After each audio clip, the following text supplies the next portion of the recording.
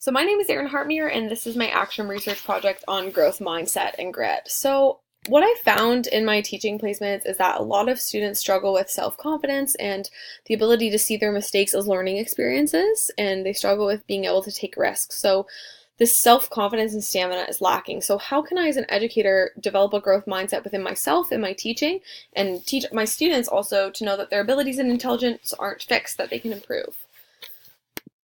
So as educators, we often want to promote a growth mindset in our students. However, these thinking patterns and skills aren't explicitly taught. So I hear a lot of teachers say to their students, oh, you need to have a growth mindset. This is what growth mindset is, but we don't spend a lot of time actually explicitly teaching how growth mindset thinking and skills should work. And this is an important problem because I see students giving up all the time and that they don't have a strong sense of self-efficacy and believing in themselves.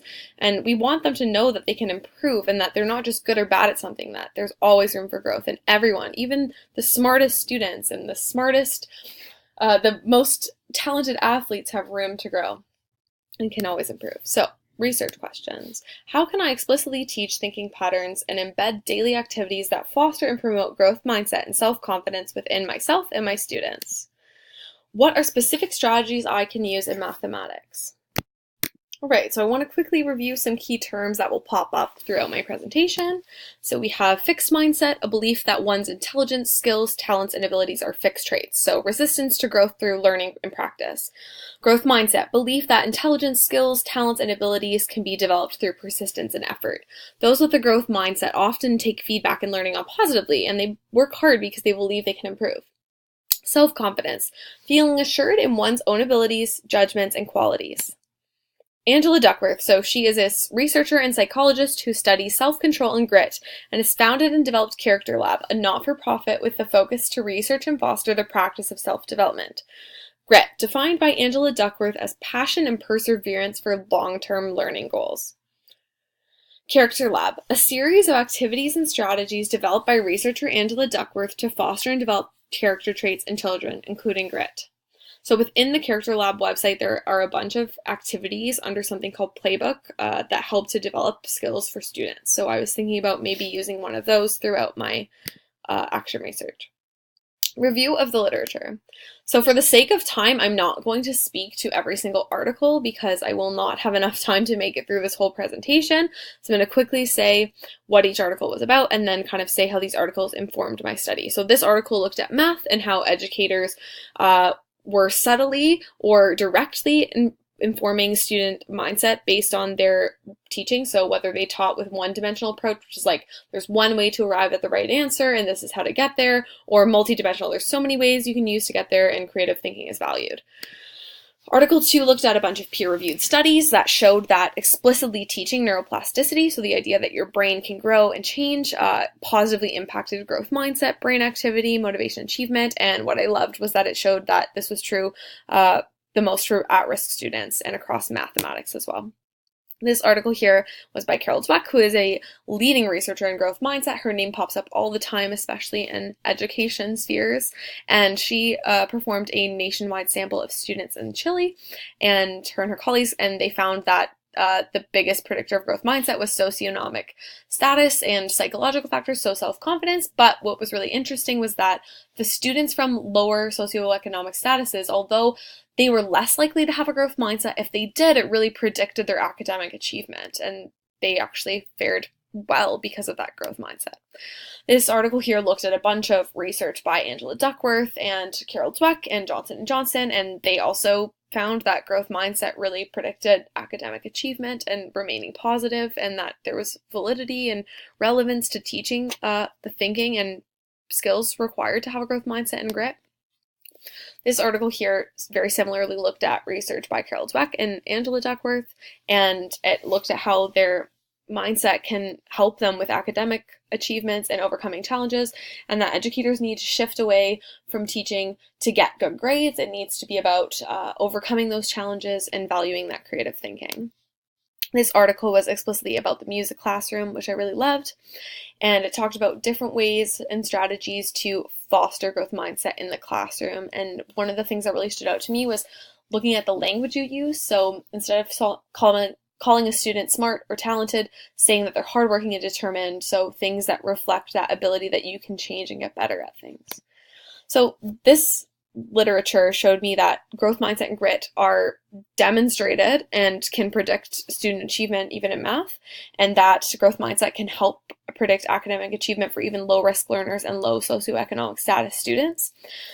And that explicitly teaching neuroplasticity can actually help develop growth mindset and grit. And that as educators, we need to really think about the things we're saying and the things we're doing in our classrooms and how those can be impacting the mindset of students to be either fixed or growth. And that there's so many different strategies we can use as educators to develop this. And what this means for my study, so I learned that growth mindset and grit are really, really supported in the researcher and are really worth exploring. Also that Angela Duckworth's character lab activities could be a valuable teaching tool and resource, so something I can use in my classroom to explicitly teach my students about grit and like how to develop grit and getting them to reflect on that, and maybe that would reflect in their scores in the surveys that I use for this study. Also that there are specific ways I can teach math to support growth mindset, and that I need to look at the way I'm speaking and the ways that I'm teaching, and that I can help develop student self-confidence through teaching and modeling a growth mindset and teaching them grit to work through their academic challenges.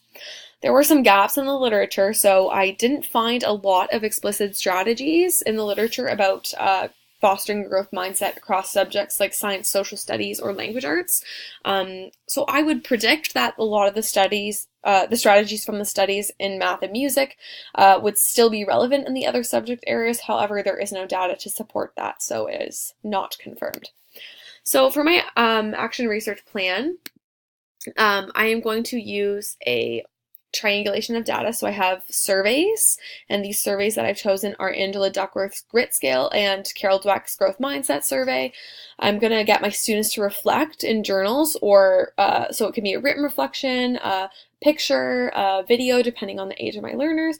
And then I'm also going to get them to set their own SMART goals and track this and record the data themselves. So for validity, I'm using the surveys that were developed by lead researchers, and there's a lot of empirical data to support that, support their efficacy. So I would trust that they're actually measuring what they're saying they're going to measure. Reliability, so I'm going to collect a baseline of this data. So in September, I'm going to do this survey 2 days in a row on one of the first 2 days of school. I'm going to do it one day, and then I'm going to do it the next day at the same time and see if the results are very similar. They should be very similar because I wouldn't have explicitly taught anything about growth mindset or grit in the meantime. So that will be my baseline.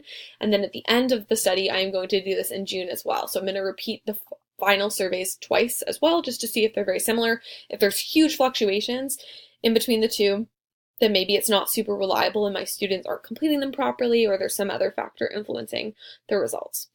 Also, I'm using the same surveys, the same journal prompts, the same system for them generating, tracking, revising, and reflecting on their SMART goals throughout the study. And I'm administering these surveys and activities at the same times of day. So it's going to hopefully make them as reliable as possible.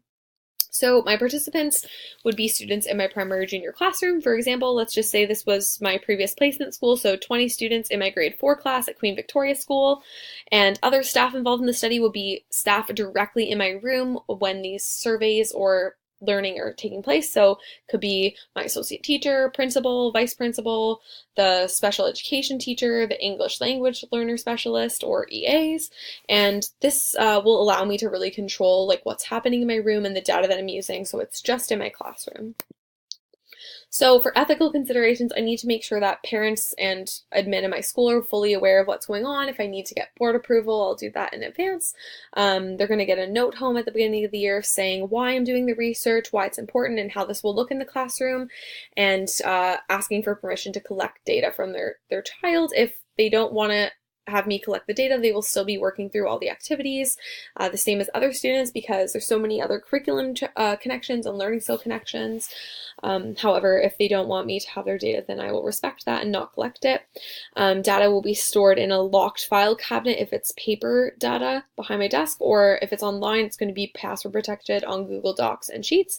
And I will code this data so it's not going to have student names. It'll say student 1A or student 5C or anything other than the student's actual name, so it'll be more anonymous, and I can blur any faces in video or photo. So for the timeline for my data, those surveys are going to happen at the beginning of the year twice, and then once every month at the beginning of the month, and then twice at the end of the school year in June. Those student reflections will be daily. So the prompts change day to day, but are the same month to month. So there's always going to be the same prompt on the first of every month, etc. So that students are answering the same questions, but different daily.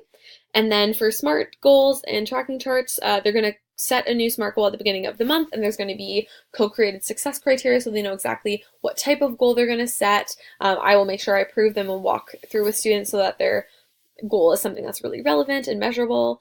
And then we're going to make sure that we chart this weekly. So they're going to kind of chart their progress weekly and reflect on that and write a little reflection. And these individual goals will be posted near their desks, but their data will be with me locked up. So they'll see that once a week. And then every month I'm going to look at that. So for analysis, I'm going to look at the questionnaires. So the data collected from the surveys will be entered into a Google Sheets document. And then from that Google Sheets document, I can create graphs to show how the scores change, stay the same, or fluctuate over time. So month to month. And I'll look at this data for any trends or findings. For the student reflections, I'm going to take photos of written reflections, take those videos, visuals, and organize it into a Google Documents folder, and I'm going to code this data weekly so I can go through and look for main themes and messages in these data. So if students are talking about self-confidence, I can code that with a specific color and have a key that says anything about self-confidence is going to be in green. So I can go back and see what do students say about self-confidence, how does self-confidence change month to month across all my students. And I'm going to type a summary reflection about my findings month to month. So I'm going to look at the data and see what I've been noticing about it and just kind of write a little synopsis every month and put that in the document as well. Also for the student SMART goals, it'll be similar to those student reflections. I'll weekly take the data from their weekly tracking sheet and enter it into Google Sheets. So if it's quantifiable data, I'll enter that into a Sheets. If it's not, I'll put the qualitative data into a Google Doc, and I'll revisit this data and look for themes every month and do very similar to the reflections. So how this data will inform my research. The surveys are going to show me, is my explicit teaching of growth mindset and grit influencing their scores at all, positively, negatively, not at all? Like, are they growing in growth mindset and grit or not? Also, these student reflections are going to show me insight into the way that they're thinking, which is really valuable because I think a lot of times as educators, we focus a lot on product, but we don't focus a lot on process. So these reflections will really show their thinking patterns, what they're learning, what they're feeling. And I think for grit and growth mindset, this is so essential and will give me so much more valuable insight to how I need to teach them to help with their grit and their growth mindset.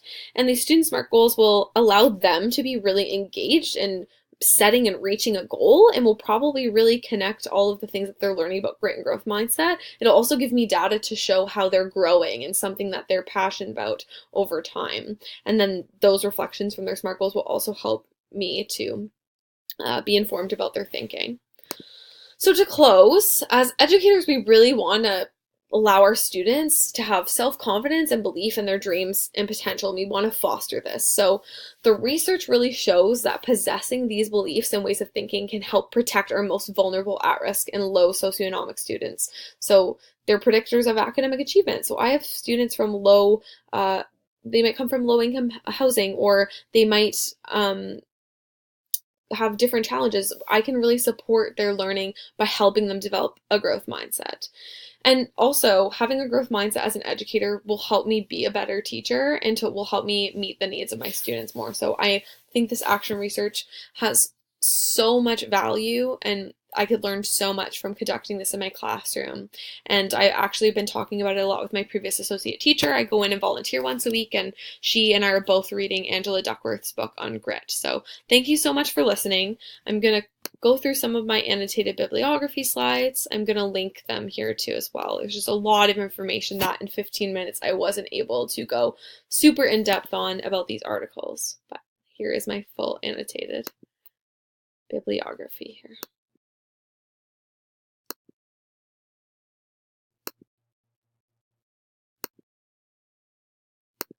So thank you so much for watching this presentation. I'm really feeling encouraged and inspired about all the things that I could learn about grit and growth mindset alongside my students.